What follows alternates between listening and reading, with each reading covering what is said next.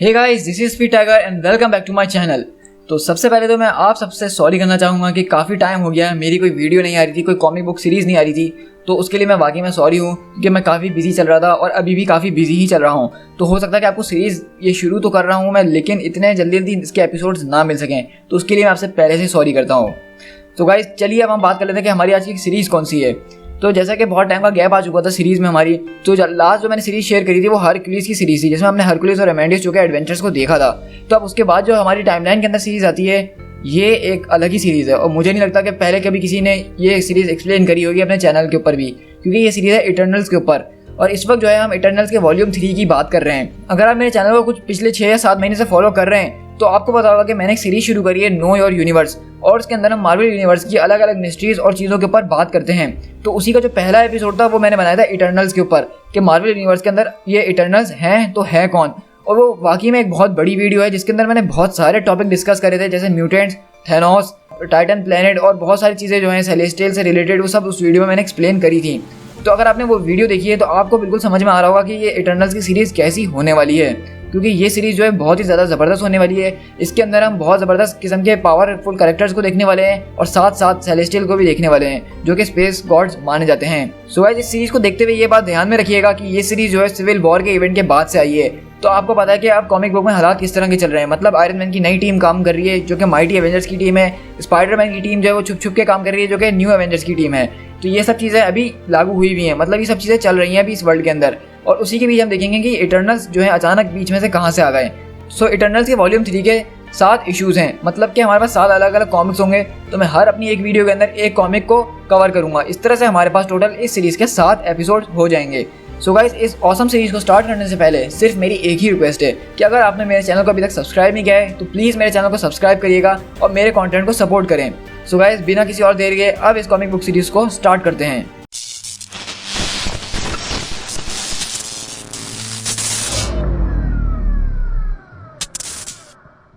अगर आप लोगों को याद होगी सेंट्री वाली सीरीज, जिसके अंदर हमने देखा था कि सेंट्री का ओरिजिन उसको किस तरह से याद आता है, मतलब वो सो रहा होता है और उसको कुछ दिमाग में ख्यालात आ रहे होते हैं। तो इस सीरीज़ का भी स्टार्ट बिल्कुल उसी तरह से होता है। यहाँ पे हमारा शुरुआत होती है एक कैरेक्टर से जिसका नाम है मार्क करी, और बेसिकली ये एक हॉस्पिटल के अंदर काम करता है और ये भी हॉस्पिटल के अंदर ही कुछ देर आराम कर रहा है। और उसको जो है अजीब व गरीब दिल में ख्यालात और खौफ आ रहे होते हैं। वो ये बोलता है कि मैं हमेशा से यही उम्मीद करता हूँ कि मैं एक बहुत तेज़ फरारी चला रहा हूँ बिल्कुल खाली रोड के ऊपर, और बोलता है कि ये अजीब व गरीब ख्वाब जो है मुझे अक्सर नज़र आते हैं, ये कोई नई बात नहीं है। मुझे ऐसा लगता है कि कुछ लोग मुझे पकड़ के ले जा रहे हैं एज अ प्रिजनर, मुझे वो प्रिजनर्स बना के ले जा रहे हैं। और हम वहीं पे देखते हैं कि कुछ अजीब व गरीब लोग जो हैं उसको यानी ख्याल आ रहा था दिमाग के अंदर कि उसको घसीटते हुए कहीं पे लेके जा रहे हैं, और वो बोल रहा था कि मुझे छोड़ो और मुझे छोड़ो। लेकिन हम तभी देखते हैं कि वहाँ पीछे से एक और आदमी आता है और उसको बोलता है कि इसको छोड़ो, मैंने तुमसे कहा कि इसको छोड़ दो। तो वहीं पर वो जो लोग होते हैं बोलता है कि हम तुम्हारी बात क्यों सुने, हम इस दुनिया के रूलर्स हैं। तो वो जो आदमी होता है बोलता है कि तुम लोग सिर्फ फूलिश डिविएंट्स हो। और यहाँ से हम अगले पैनल पे जब जाते हैं तो हम देखते हैं कि बेसिकली यहाँ पे बहुत बड़े बड़े सेलेस्टियल्स खड़े होते हैं, और वो लोग जो थे वो इटर्नल्स थे जिनको ये डिविएंट्स पकड़े हुए थे। और आपको पता है कि इटर्नल्स और डिविएंट्स कौन है, और यहाँ पे बेसिकली डिविएंट्स और इटर्नल्स की वो वॉर चल रही है जिसकी बात मैंने आपसे इटर्नल वाली वीडियो के अंदर करी थी। तो अब आपको बातें समझ में आने लगेंगी जो चीज़ आपको वहाँ पे समझ में नहीं आ रही थी। तो वहीं पे जो एक इटर्नल होता है जो उसको बचा कर ले जा रहा होता है बोलता है कि तुम रूलर्स हो या नहीं ये मुझे नहीं पता, लेकिन इस अर्थ के जो असली रूलर्स थे अब वो यहाँ पे आ चुके हैं। और वो बात कर रहा होता है सेलेस्टियल्स की। और इसी तरह से हम देखते हैं कि उसकी आँख खुलती है मार्क करेगी और वो हॉस्पिटल के रेस्ट रूम में जाके अपना मुँह धो रहा होता है। लेकिन तभी एक आदमी जो है वहाँ पे इंटर होता है और बोलता है कि गुड मॉर्निंग डॉक्टर करी। तो वो बोलता है कि मैं फ़िलहाल अभी डॉक्टर नहीं हूँ, लेकिन हाँ मैं करी ज़रूर हूँ। तो बोलता है कि हाँ मेरे पास आपके लिए एक गुड न्यूज़ है। तो बोलता है कि ग्रेट, मुझे वैसे भी एक गुड न्यूज़ की ज़रूरत थी। तो वो आदमी बोलता है कि आप क्या कहेंगे अगर मैं आपसे ये कहूँ कि आप एक इमोर्टल हैं और आपको कोई तौबा नहीं कर सकता है, और आपको यहाँ पे कुछ एलियंस ने छोड़ा था ताकि आप अर्थ की रक्षा कर सकें। तो मार्क बोलता है आई गेस मैं यही कहूँगा कि प्लीज़ मुझे अकेला छोड़ दो। और अगर मैं आपसे ये कहूँ कि आपने जो है अपनी सारी मेमोरी खो चुके हैं और आप तकरीबन 500 मिलियन ईयर पुराने हैं, मतलब आप 500 मिलियन से जी रहे हैं और आपके पास ऐसी पावर्स हैं जिसको आपने कभी ख्वाबों में नहीं देखा होगा। तो वो मार्क बोलता है कि मेरी बात ज़रा गौर से सुन लो, मैं तुम्हारे इस किसी भी किस्म के रिलीजन के अंदर नहीं आने वाला हूँ, मैं बिल्कुल भी इंटरेस्टेड नहीं हूँ, और इस वक्त मैं बहुत ही ज़्यादा थका हुआ हूँ। तो इसलिए मैं तुम्हें पोलाइटली कह रहा हूँ कि तुम बिल्कुल पागल हो और अपनी शक्ल लेके मेरे सामने से हट जाओ, इससे पहले कि मैं हॉस्पिटल की सिक्योरिटी को तुम्हारे पास बुलाऊं। तो वहाँ पे वो जो है मार्क करी वहाँ से निकल के चले जाता है। तो वो जो आदमी होता बोलता है कि बस मुझे इसी बात का डर था। लेकिन मार्क करी हम देखते हैं कि जब वो वहाँ से निकल के जा रहा होता है तो उसके दिल में यही ख्याल आ रहा होता है कि ये शख्स जो है मुझे बहुत जाना पहचाना लग रहा है और ऐसा लग रहा है कि मैं इसको कहीं देख चुका हूँ। और हम वहीं पे देखते हैं कि मार्क करी बेचारा घर पे आके बैठता है और वो बताता है कि किस तरह से उसकी गर्लफ्रेंड को छोड़ के चले गई है। उसके ऊपर एक गाड़ी का जुर्माना भी लगा हुआ है क्योंकि वो गाड़ी बहुत तेज़ भगा रहा था, और साथ साथ उसकी गर्लफ्रेंड उसकी बिल्ली भी ले गई है। और वो यहाँ पे बैठ के एक टीवी शो देख रहा होता है जिसका नाम होता है इट्स जस्ट सो स्प्राइट। और बेसिकली हम देखते हैं कि अचानक से उसकी विंडो पे नॉक नॉक की आवाज़ आती है, तो वो समझता है कि ये मेरी बिल्ली होगी, लेकिन उसको ख्याल आता है कि मेरी बिल्ली तो मेरी गर्लफ्रेंड लेके जा चुकी है। तो जब वो बाहर देखता है तो बेसिकली वही जो आदमी है वो दोबारा यहाँ पे आया हुआ होता है और वो बोलता है कि मिस्टर करी हमें बात करनी होगी। तो करी बोलता है कि ये सब छोड़ो और ये बताओ कि आखिरकार तुम यहाँ ऊपर पहुंचे कैसे। तो बोलता है कि मुझे आपसे बात करनी थी और मुझे यही सबसे आसान तरीका लगा। मेरा नाम है हैरिस, A.K. हैरिस। और वो बोलता है क्या आपने कभी इस बारे में सोचने की कोशिश करी है कि इस सारी इंटेलिजेंट लाइफ का ओरिजिन क्या है इस प्लेनेट के ऊपर। तो मार्क बोलता है कि नहीं, मैंने कभी कुछ सोचने की कोशिश नहीं करी, प्लीज मुझे अकेला छोड़ दो। तो वो बोलता है कि मैं आपके पर्पस की बात कर रहा हूँ, मतलब हमारी जिंदगी का क्या पर्पस है, क्या आपने कभी इसके ऊपर ध्यान दिया है, सोचने की कोशिश करी है कि हम लोग कहाँ से आए और हमें क्यों बनाया गया है। तो बोलता है कि हाँ मुझे इस बारे में पता है, बिलियन ऑफ ईयर्स अगो कुछ केमिकल्स जो है वो आपस में बम करना शुरू हो गए और यहाँ पे लाइटनिंग स्टॉर्म की वजह से उनके बीच में कोई ऐसा रिएक्शन पैदा हो गया जिससे वो ऑटोमेटिकली रेप्लिकेट होना शुरू हो गए और उन्होंने सर्वाइव करना सीख लिया। और इसी तरह से वो रेप्लिकेट होते गए और इस तरह से एक ऑर्गेनिज्म बन गया और इस तरह ऑर्गेनिज्म बनते बनते वो एक ह्यूमन के अंदर ट्रांसफॉर्म हो गए। इस तरह से सेंटिएंट लाइफ जो है अर्थ के ऊपर आई है। तो वो बोलता है कि वेल मुझे इसके बारे में नहीं पता क्योंकि उस वक्त मैं वहाँ पे मौजूद नहीं था, लेकिन मैं उनकी बारे में बात कर रहा हूँ, मतलब मैं उन लोगों के बारे में बात कर रहा हूँ इंटेलिजेंट लाइफ की। और वो बोलता है कि देखो तुम लोग जो कोई भी हो ना, मुझे पता है कि तुम लोग बहुत अजीब होते हो, तुम लोग एक दूसरे की जो है क्लिनिक्स वगैरह बर्बाद कर देते हो, तुम लोग अजीब व गरीब लोग हो। और सच कहूँ तो मुझे तुम्हारा ये पैम्फलेट पढ़ने की कोई ज़रूरत नहीं है, मैं तुमसे कोई चीज़ नहीं खरीदने वाला और मैं तुमसे अभी कह रहा हूँ खामोशी से कि तुम प्लीज़ मेरे फायर एग्जिट पे से चले जाओ। तो वो बोलता है कि अच्छा सही है, हम थोड़ी और बात करते हैं। तो बोलता है कि नहीं मेरी बात तुम समझ नहीं रहे हो, मैं कॉप्स को बुला लूँगा, अब मुझे तुमसे कोई बात नहीं करनी है, तुम जो कुछ भी बेच रहे हो मुझे नहीं खरीदना। तो वो बोलता है हैरिस कि मार्क करी तुम मेरी बात समझने की कोशिश करो, तुम एक ह्यूमन नहीं हो और ना ही मैं ह्यूमन हूँ, हम लोग कुछ और ही हैं। तो वो बोलता है कि ड्यूड मैं एक डॉक्टर हूँ और वेल मैं मेडिकल स्टूडेंट हूँ और मेरी बात पे भरोसा करो, मैं एक ह्यूमन ही हूँ, मुझसे ज़्यादा तुम नहीं जान सकते हो। और बोलता है कि प्लीज़ अब अपनी सारी क्रेजीनेस लो और अपना जो रिलीजन तुम मेरे पास ये बेचने के लिए उसको लेकर यहाँ से दूर हो जाओ, वरना मैं कॉप्स को बुला लूँगा। और हाँ मेरे पास एक गन भी है।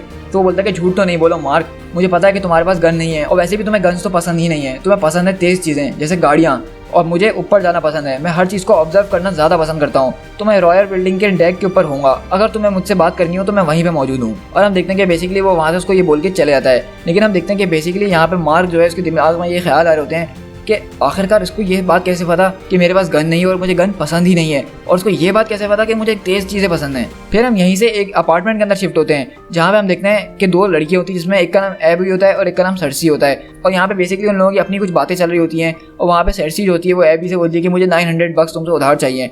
तो बोलती है क्यों।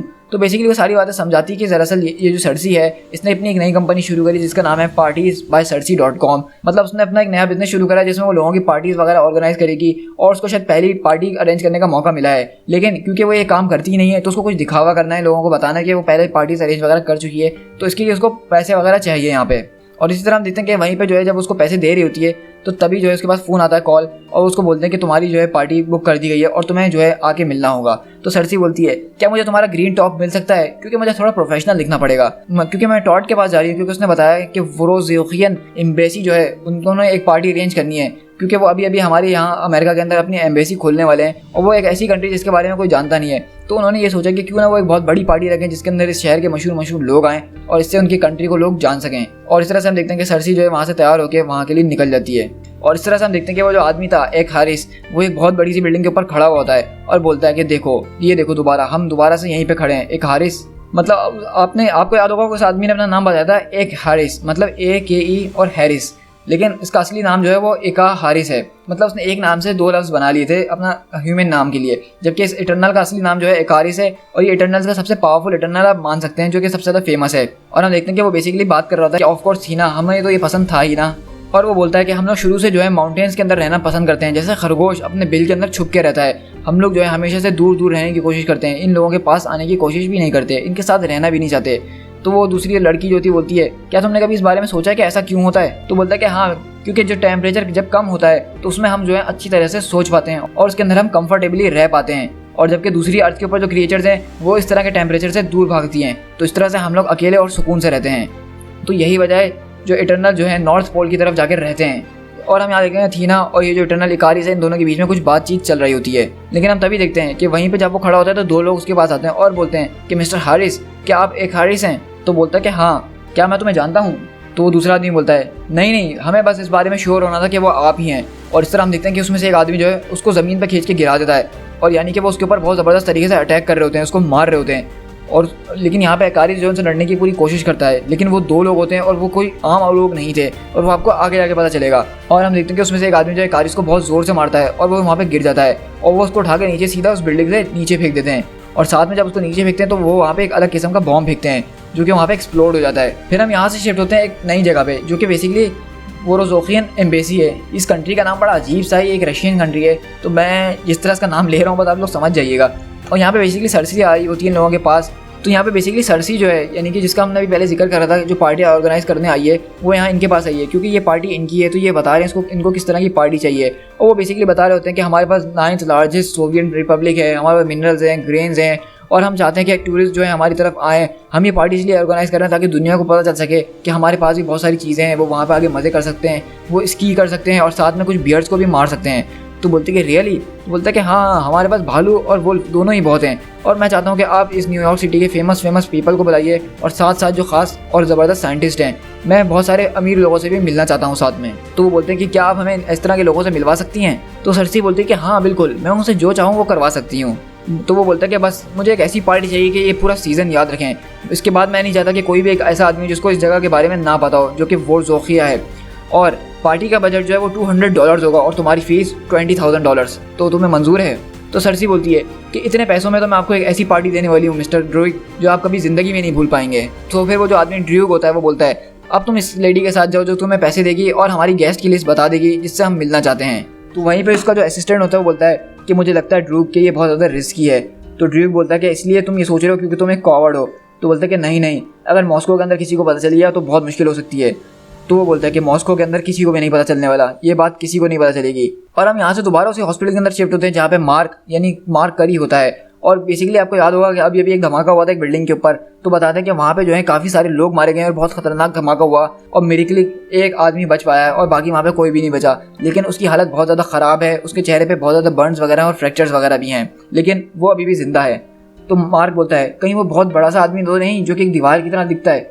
तो वो डॉक्टर बोलती है कि हाँ, लेकिन तुम्हें कैसे पता? तो मार्क बोलता है कि मैंने बस गैस किया। और मार्क हम देखते हैं कि बेसिकली उसके पास आता है और वो बेसिकली हैरिस ही होता है यानी इकारिस होता है और बोलता है कि हाय मार्क। तो मार्क बोलता है कि आखिरकार तुम्हें कैसे पता कि ये मैं हूँ? तो बोलता है कि मैं तुम्हारी ब्रीदिंग पैटर्न जो हूँ बहुत टाइम से फॉलो कर रहा हूँ, क्या तुम मेरी बात सुनने के लिए अब तैयार हो? तो मार्क बोलता है कि हाँ, मुझे लगता है कि अब मैं तुम्हारी बात सुनना चाहता हूँ। तो इकारिस बोलता है कि फिर एक काम करो कि तुम कल रात को लौट कर आना क्योंकि अब मुझे जो है हील होने के लिए थोड़ा टाइम चाहिए। और बेसिकली हम यहाँ से शिफ्ट होते हैं स्टार्क इंडस्ट्रीज़ के अंदर जहाँ पे एक लेडी काम कर रही थी जिसका नाम थीना होता है। और ये वही थीना है जो कि हमने थोड़े टाइम पहले देखी थी, इटर्नल्स वाली थीना। अगर आप बात करें इटर्नल्स जो हैं वो बेसिकली हमारे साथ रहते हैं लेकिन नॉर्मल इंसानों की तरह रहते हैं और ऐसा लगता भी नहीं है कि वो इटर्नल्स हैं। और बेसिकली वो यहाँ पे अपने हस्बैंड से बात कर रही होती है और बताती है कि मैं एक प्रोजेक्ट पे काम कर रही हूँ स्टार्क इंडस्ट्रीज़ के लिए, ये वो। और उसका हस्बैंड जो होता है वो बोलता है क्योंकि वो भी एक तरह का साइंटिस्ट वगैरह होता है कि हमें जो है वोरोखियन एम्बेसी से जो है एक पार्टी आई है, तो क्या तुम मेरे साथ चलोगी, ये वो। लेकिन इतनी देर में हम देखते हैं कि कोई जर्नल और टोनी स्टार्क वहाँ पे आता है और वो बोलती है कि ज़रा 1 मिनट रुक जाना, मुझे अब काम करना होगा। और यहाँ पे बेसिकली थीना जो है एक अलग किस्म के प्रोजेक्ट पर काम कर रही होती है और बोलती है कि प्लीज़ अब आप लोग जो है अपने सेफ्टी गॉगल्स पहन लीजिए। और वो उस चीज़ को दिखाते हुए बोलती है कि हमारा ऑब्जेक्टिव था कि हम एक ऐसा लाइट बॉम्ब बनाएं जो कि हमारे दुश्मनों के आंखों में टेम्परेरी ब्लाइंडनेस कॉज कर दे, मतलब वो कुछ टाइम के लिए देख ना सकें लेकिन ये सिर्फ टेम्परेरी हो, परमानेंट नहीं। इसके ज़रिए हमें जो अपना काम करना है वो हम कर सकें और उसके बाद निकल जाएं और इससे इनकी आंखों को कोई परमानेंट डैमेज भी नहीं होने वाला। तो वहाँ पर वो सारे साइंटिस्ट वगैरह जो गॉगल्स लगा रहे होते हैं, तो थीना बोलती है कि मिस्टर स्टार्क आपको भी गॉगल्स लगा लेनी चाहिए। तो वहाँ पे एक जर्नल बोलता है कि डॉक्टर एलियट क्या आपको नहीं पहनने चाहिए? तो बोलती कि नहीं, इस डेमोन्स्ट्रेशन के लिए मुझे तो ज़रूरत नहीं है और हमें पता है इसको ज़रूरत क्यों नहीं है, क्योंकि उसको इससे कोई फ़र्क नहीं पड़ने वाला, वो एक इटर्नल है। और बोलती है कि आपने जैसे कि देखा कि अभी मैंने इस रोशनी को देखा, इसकी वजह से मैं अब टेम्परेरी ब्लाइंड हो चुकी हूँ और मेरी ब्लाइंडनेस जो है तकरीबन 15 मिनट के अंदर वापसी आ जाएगी। लेकिन मैं इसके ज़रिए सिर्फ आपको यही बताना चाहती थी कि हमारी ये ब्लाइंडनेस जो है टेम्परेरी है, इससे कोई परमानेंट डैमेज नहीं होने वाला। ये बेसिकली हमारे ब्रेन के अंदर एक ऐसी पल्स भेजती है जिससे हमारा ब्रेन जो है रेटिना से सिग्नल्स को कैच करना छोड़ देता है और उससे होता ये कि हमें नज़र आना बंद हो जाता है। और तो मिस्टर स्टार्क बोलते हैं कि स्टार्क लैबोरेटरीज जो हैं इस चीज़ को बनाने की पिछले 5 साल से कोशिश कर रहे हैं। हमने आर्मी से लोन वगैरह भी लिया हुआ था लेकिन आपने तो सिर्फ 2 महीनों के अंदर इसको क्रैक कर डाला। आप तो हॉकी में बहुत ज़्यादा कमाल है मिस थीना। तो बोलती कि नहीं नहीं ऐसी बात नहीं है, मैं तो सिर्फ अपना काम कर रही थी और ये तो एक आसान सी बात थी। और इस तरह हम देखते हैं कि एक दिन गुजर जाता है और मार्क जब वापसी अकारिस के पास आता है तो अकारिस बोलता है तो क्या तुम मुझ पर बिलीव करने के लिए तैयार हो? तो बोलता है कि नहीं, मैं तुम्हें सुनने के लिए तैयार हूँ। तो अकारिस बोलता है कि चलो ये भी ठीक है, मैं तुम्हें सुनाना शुरू करता हूँ। और अकारिस यहाँ पे बेसिकली एक स्टोरी सुनाता है और मैं चाहता हूँ कि आप लोग भी इस स्टोरी पे ज़रा कॉन्सेंट्रेट करिएगा। और अकारिस बोलता है कि मुझे नहीं पता कि सेलेस्टियल्स कौन हैं और मुझे ये भी याद नहीं है कि मैं उनसे कभी मिला हूँ या नहीं मिला हूँ। यहाँ पे कुछ चीज़ें ऐसी हैं जो कि मुझे सही तरह से याद नहीं आ रही हैं, मेरी याददाश्त थोड़ी ब्लर हो गई है। मुझे याद नहीं है सही तरह से कि वो अर्थ पे एक बार आए थे या 100 बार आए थे बिफोर द मॉडर्न एज। तो मार्क पूछता है कि मॉडर्न एज से तुम्हारा क्या मतलब है? तो वहाँ पे अकारिस बोलता है कि लास्ट मिलियन ईयर्स अगो ज़ूरस, जो कि हमारे इटर्नल्स का लीडर माना जाता है, उसने मुझे ये कहा था कि ये सेलेस्टियल्स बहुत सालों पहले हमारे प्लेनेट के ऊपर आए थे और उन्होंने हमारे प्लेनेट के अंदर एक बीज बोया था और वही बीज है इस दुनिया में ज़िंदगी का। मतलब उसी बीज की वजह से इस दुनिया पे ज़िंदगी है। तो अकारिस बोलता है कि जैसा कि तुम्हें पता ही है कि कुछ बिलियन ईयर्स अगो पहले डायनासोर्स हमारे अर्थ के ऊपर होते थे, लेकिन अचानक तुमने कभी सोचने की कोशिश करी है कि 55 मिलियन ईयर्स अगो डायनासोर की पूरी सिविलाइजेशन अचानक गायब हो गई?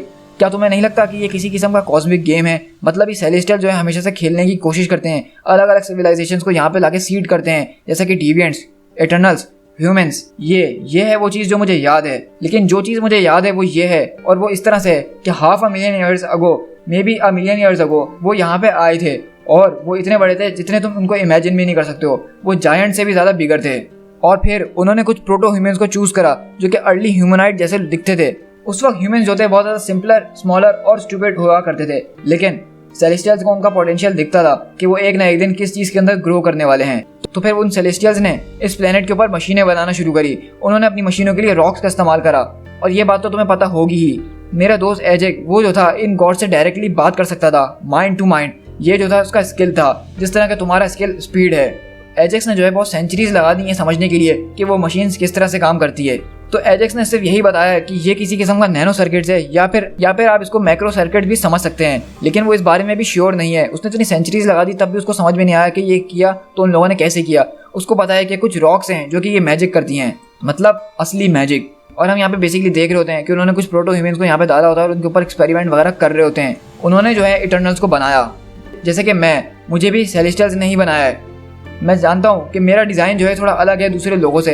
हमारा जो क्रिएटर था जिसने हमें डिज़ाइन किया था वो एक इंटेलिजेंट था, इसलिए शायद हम लोग इस तरह से दिखते हैं। लेकिन उन लोगों ने हमारे जैसे सिर्फ कुछ 100 ही बनाए थे और उसके बाद उन्होंने बनाए डिविएंट्स। और मुझे लगता है कि ये डिविएंट्स ही हैं जिन्होंने मेरी ये हालत करी है। मतलब वो हमारे साथ जो कर रहे हैं, जिसकी वजह से मेरी याददाश्त जा रही है।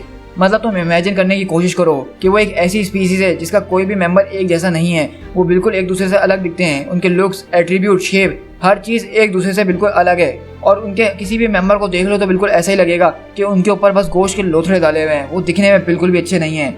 लेकिन उनकी सबसे बड़ी मुश्किल जो थी वो ये थी कि उनकी आबादी बहुत जल्दी बढ़ती थी। वो खरगोश से भी ज़्यादा जल्दी अपनी आबादी बढ़ा रहे थे और साथ साथ वो स्मार्टर भी होते जा रहे थे। और देखते ही देखते उन्होंने पूरी दुनिया के ऊपर कब्जा करना शुरू कर दिया। उन्होंने इंसानों के ऊपर काबू पा लिया और वो अर्थ के सुप्रीम लीडर्स बनने लगे।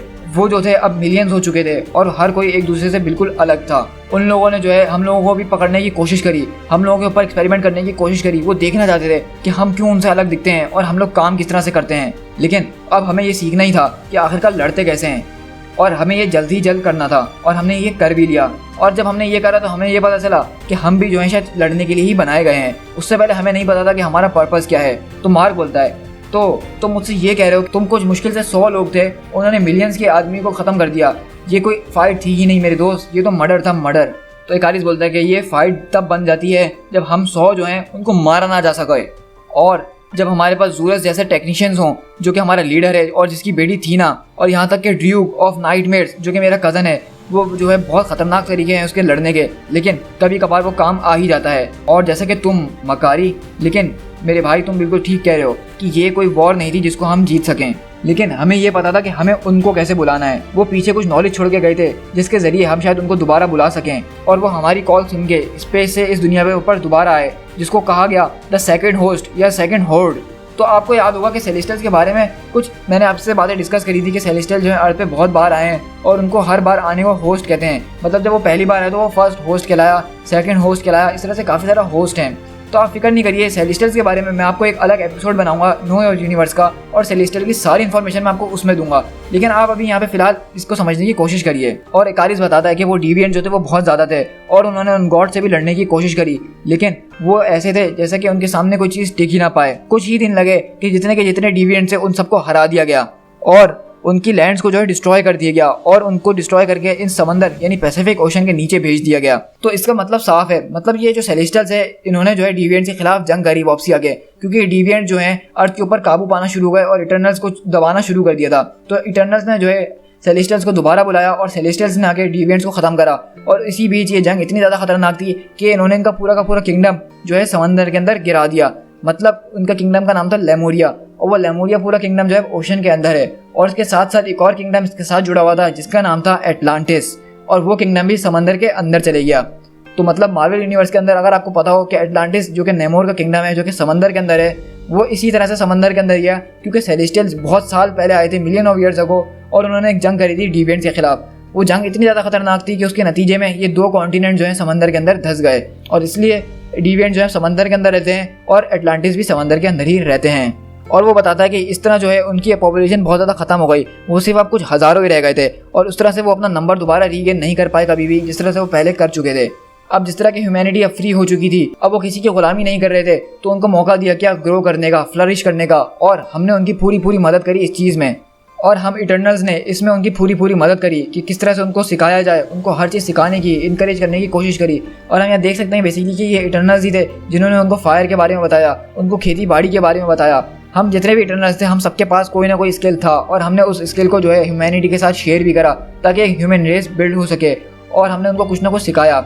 लेकिन वो तुम थे जिन्होंने उनको राइटिंग दी मकारी, तुमने उनको सिखाया आर्ट कि किस तरह से चीज़ें लिखी जा सकती हैं। और बोलता है कि लेकिन 30 साल पहले की बात है और वो सेलेस्टियल दोबारा से इस अर्थ के ऊपर आए और उन्होंने इस ह्यूमैनिटी को जज किया जिस तरह से पहले आके उन्होंने डिविएंट्स को जज करा था और उनको खत्म कर दिया था, और ये कहलाया था थर्ड होर्ड या फिर थर्ड होस्ट। लेकिन असल परेशानी ये है कि इसके बाद के जो सारे इवेंट्स हैं 30 साल पहले जो हुआ था उसके बाद के जितने भी इवेंट हैं वो मेरे दिमाग में साफ नहीं है, मेरी मेमोरीज बहुत ज़्यादा क्लाउडी हैं। लेकिन वो दोबारा से स्पेस के अंदर चले गए ये मुझे याद है, और मुझे लगता है कि तुम अब तक बिल्कुल ठीक हो गए, और मुझे अब ऐसा लगता है कि मैं ज़ूरस की जगह ले चुका हूँ और इटर्नल्स का लीडर भी बन चुका हूँ। और बोलता है कि हाँ तुम्हें आपको समझ में आ रही है मार्क मेरी बातें, क्या तुम्हारी दिमाग में कोई घंटी बजी? मेरी याददाश्त थोड़ी कमज़ोर हो गई है और मुझे लग रहा है कि शायद तुम्हारी याददाश्त भी थोड़ी कमज़ोर हो गई हो। लेकिन हम देखते हैं मार्क उसकी तरफ अजीबोगरीब नज़रों से देख रहा होता है और बोलता है क्या तुम्हें वाकई में एक लिस्ट चाहिए जिसमें मैं तुम्हें ये प्रूव कर सकूँ कि तुमने ये सारी बातें जो करी हैं वो बिल्कुल बकवास हैं? मतलब यार इसका कोई सेंस ही नहीं बनता, सारी बड़ी बातें छोड़ के कुछ छोटी बातें पकड़ लेते हैं। जैसे प्रोटो ह्यूमंस, तुम कह रहे हो कि मिलियन ऑफ ईयर्स अगो पहले प्रोटो ह्यूमंस के ऊपर उन्होंने एक्सपेरिमेंट करा, लेकिन मिलियन ईयर्स अगो पहले प्रोटो ह्यूमंस इस दुनिया के ऊपर होते ही नहीं थे, ना ही कोई केवमैन, वहाँ पे सिर्फ मंकीज हुआ करते थे। और वो जो तुम बात कर रहे थे ये अपने थर्ड होस्ट के बारे में, तो अकारिस बोलता है क्या वाकई में तुम्हें थर्ड होस्ट के बारे में कुछ भी याद नहीं है? ये सिर्फ 30 साल पुरानी तो बात है। तो बोलता है कि क्या मतलब 30 साल पुरानी? 1970s की बात है ड्यूड, उस वक्त तो मैं पैदा भी नहीं हुआ था। और मैं इस बात की गारंटी दे सकता हूँ कि अगर कहीं पे ऐसा कुछ हुआ भी होता तो डिस्कवरी चैनल वालों ने हमें ज़रूर बताया होता कि 30 साल पहले अर्थ पे स्पेस जायंट्स आए थे। लेकिन मैंने तो कभी ना इसके बारे में कहीं सुना, ना कुछ देखा, ना ही किसी ने कोई इसके बारे में बात करी। तो ऐसा क्यों? ये स्टफ जो है बहुत ज़्यादा क्रेजी है। मुझे तो तुम्हारी बात पे ज़रा सा भी विश्वास नहीं हो रहा जो तुमने मुझसे कहा है। तो मेरे तुमसे सिर्फ 2 ही सवाल हैं। पहला, अगर ये डिविएंट्स जिनकी तुम बात कर रहे हो इतने ज़्यादा पावरफुल हैं और वो इतनी तेज़ी से बढ़ते हैं, जो कि मिलियंस में हुआ करते थे और बहुत तेज़ी से बढ़ रहे थे, मैं मानता हूँ कि उनकी कोई निशानी नहीं है, उनका कोई फॉसिल नहीं है इस अर्थ के ऊपर, लेकिन उन्होंने फिर से अटैक करने की या इस दुनिया पे काबू पाने की कोशिश क्यों नहीं करी? तो अकारिस बोलता है कि मैंने तुमसे कहा ना कि उनका नंबर जो है रिड्यूस्ड हो गया था, वो बहुत ज़्यादा मारे गए थे और वो कुछ हज़ारों ही रह गए थे। तो बोलता है कि हाँ तुमने मुझसे ये कहा, लेकिन दूसरी बात तुमने ये भी कहा कि सिर्फ 100 ही इटर्नल्स थे। तो अकारिस बोलता है कि हाँ ज़्यादा या कम 100 ही होंगे, इससे ज़्यादा नहीं, क्योंकि सेलेस्टियल को सिर्फ इतने ही चाहिए थे। तो वो बोलता है तो क्या ये इटर्नल्स जो हैं ह्यूमंस के साथ मिलके इटर्नल्स बना सकते हैं? मतलब अगर इटर्नल और ह्यूमन शादी करें तो क्या उनका बेटा इटर्नल होगा? तो बोलता है कि मुझे इस बारे में सही पता नहीं है क्योंकि ये मेरी मेमोरी जो है कुछ फॉगी सी हैं। और वो बोलता है कि तुमने कहा कि तुम एक दूसरे के साथ मेट कर सकते हो, जैसा कि तुमने बताया कि तुम्हारी कज़न थी ज़ूरस की बेटी। तो बोलता है कि हाँ बिल्कुल, ये बात मुझे याद है। तो वो बोलता है कि फिर ये बताओ कि तुम्हारे लोगों ने इतने सालों से, तुम लोग जिंदा हो मिलियन ऑफ ईयर्स अगो से, तो तुम लोगों ने इस अर्थ को पॉपुलेट क्यों नहीं किया? तुम कहते हो कि तुम मर नहीं सकते हो, तुम कहते हो कि तुम बीमार नहीं पड़ सकते हो, तुम लोग तो एक जेनेटिक लॉटरी हो, लेकिन फिर भी तुम लोगों की पॉपुलेशन इतनी कम कैसे रह गई? तुम तो इतने मिलियन ईयर वर्षों से हो, तुम चाहते तो इस पूरी दुनिया को पॉपुलेट कर सकते थे। और तो मार्क बोलता है कि अगर तुम्हारी स्टोरी सच होती ना तो आज हम सभी इटर्नल्स होते। मतलब तुम इतने सालों से जिंदा हो तो आज हर कोई इटर्नल होता है इस दुनिया के अंदर। तो एकारिस बोलता है कि तुम जानते हो, तो वो बोलता है कि तुम जानते हो कि मैं तुम्हारी आंखों के सामने खुद से हील करा हूँ, मैं एक बॉम्ब को सर्वाइव कर पाया हूँ, मुझे जो था ऊपर से फेंका गया था और कोई भी आम आदमी होता तो वो मर जाता, लेकिन देखो मैं तुम्हारे सामने बैठा हूँ और मैं बिल्कुल जिंदा हूँ। तो बोलता है कि ड्यूड आजकल की दुनिया बहुत ज़्यादा वियर्ड हो चुकी है, अगर कोई आगे कोई बोले कि मैं सुपर हीरो हूँ तो अब उस पर लोग आसानी से बिलीव कर लेते हैं, क्योंकि इस दुनिया में अब बहुत ज़्यादा सुपर हीरोज हो चुके हैं। और इस तरह से कि मार्क वहाँ पे चला जाता है और वो वहाँ पे एकारिस बैठ के एक मॉर्निंग शो देख रहा होता है, जिस शो का नाम होता है अमेरिकाज़ नेक्स्ट सुपर हीरो। और बेसिकली हम देखते हैं कि ये एक सुपर हीरो शो होता है, इसके अंदर सुपर हीरोज़ जो है नए नए उनको लाया जा रहा होता है टीवी के ऊपर और उनको रजिस्टर करवाया जा रहा होता है गवर्नमेंट के जरिए। मतलब ये लोगों के अंदर वो जो है एक चीज़ पैदा कर रहे थे कि जिस किसी के पास भी सुपर पावर्स हैं वो गवर्नमेंट से आके रजिस्टर करे और उनके साथ ऐसा ऐसा सलूक होगा। मतलब वो यहाँ पे रजिस्ट्रेशन एक्ट को जो है अच्छा तरह से लोगों को दिखा रहे थे। यहीं पे हम देखते हैं कि इसी शो के अंदर मिस्टर फैंटास्टिक वगैरह भी आते हैं और वास्प वगैरह भी आके इनको ट्रेनिंग वगैरह कर रही होती हैं, इनकी हौसला अफजाई कर रही होती हैं। वहीं पे देखते हैं कि मार्क के ऑफिस में दो लोग आते हैं और मार्क बोलता है कि मेरा ओपिनियन अगर आप मुझसे पूछे तो मैं कहूँगा कि ये आदमी बहुत ज़्यादा डिल्यूजरी है। मतलब इसके दिमाग में बहुत सारे डिल्यूजन भरे हुए, ये सोचता है कि ये मिलियन ऑफ ईयर्स से जिंदा है, इसको जो है एंशिएंट ग्रीस की हिस्ट्री मालूम है, लेकिन इसको ये नहीं मालूम है कि ये रहता क्या है और ये करता क्या है। और वहीं पे हम देखते हैं टीवी शो के अंदर कि वही जो लड़का था स्प्राइट के नाम से, वो यहाँ पे इस शो को चला रहा होता है। बेसिकली एक किस्म का सेलिब्रिटी होता है और इस तरह के शोज़ को यही स्पॉन्सर करता है। और इस शो के अंदर हम देखते हैं कि रजिस्ट्रेशन लॉ जो है उसको अच्छा दिखाया जा रहा होता है, उसको लागू करने के बारे में बताया जा रहा होता है। और हम देखते हैं कि मार्क उन लोगों से बोलता है तो डॉक्टर्स आपको लगता है कि वो डेंजरस नहीं है? तो वो बोलता है कि नहीं नहीं, जब तक वो ये बिलीव करता है कि आप भी उसमें से हैं यानी कि इटर्नल हैं तो हमें उससे कोई खतरा नहीं हो सकता है। अभी जो हो तुम उसके दोस्त हो, वो तुम्हें अपना दोस्त समझता है, असल मसला तब खड़ा हो जाएगा जब वो तुम्हें डिविएंट समझने लगे मिस्टर करी, और तब उसका मिशन होगा तुम्हें मारना। तो मार्क बोलता है कि ओ आई सी, तुम हमें जो उसको दे दो, हम उसको अपने साथ ले जाएंगे जहाँ पे वो किसी और को हार्म ना कर सके। तो हम देखते हैं मार्क यहाँ पे आता है उसके पास और एकारिस बोलता है कि हे मार्क, तुम ये टीवी में बच्चे को देख रहे हो जिसका नाम स्प्राइट है, ये भी हम में से है, मतलब ये भी एक इटर्नल है। तो मार्क बोलता है चलो ये देख के तो खुशी हुई कि कम से कम एक हम में से इटर्नल जो है वो तो अच्छे हालात में है, इतना अमेजिंग है, तो ये बताओ कि हम सब अमीर क्यों नहीं हैं? तो बोलता है कि तुम्हें मेरी बात पे बिलीव करना होगा मार्क, यहाँ पे बहुत सारी ऐसी मिस्ट्रीज है जिनको सॉल्व करना है और तुम अगर मेरे साथ हो जाओगे तो हम ये मिलकर आसानी से सॉल्व कर पाएंगे। मेरी मेमोरीज भी कुछ ब्लर हैं और मुझे भी उसको जानना है। और बोलता है कि अब मेरी बोन्स तकरीबन सही हो चुकी हैं और आज मैं तकरीबन ये हॉस्पिटल छोड़ के चले जाऊँगा। तो मार्क बोलता है कि नहीं, ये तो डॉक्टर्स देखेंगे और बताएंगे कि तुम आज यहाँ से जा पाओगे या नहीं पाओगे, लेकिन जब तक चलो मैं तुम्हें ये इंजेक्शन दे दूँ। तो बोलता है कि ये आखिरकार किस किस्म का इंजेक्शन है? तो बोलता है कि नहीं नहीं, कुछ ज़्यादा नहीं, ये तुम्हें बस थोड़ा सा रेस्ट प्रोवाइड करेगा। तो एकारिस बोलता है कि नहीं, मुझे रेस्ट की ज़रूरत नहीं है, और वो वहाँ पे बेहोश हो जाता है। और यहाँ पे मार्क के साथ जो डॉक्टर्स बनकर आए हुए होते हैं उसको लेने के लिए, दरअसल ये वही लोग होते हैं जिन्होंने इसके ऊपर अटैक करा था, मतलब डिविएंट्स। To be continued.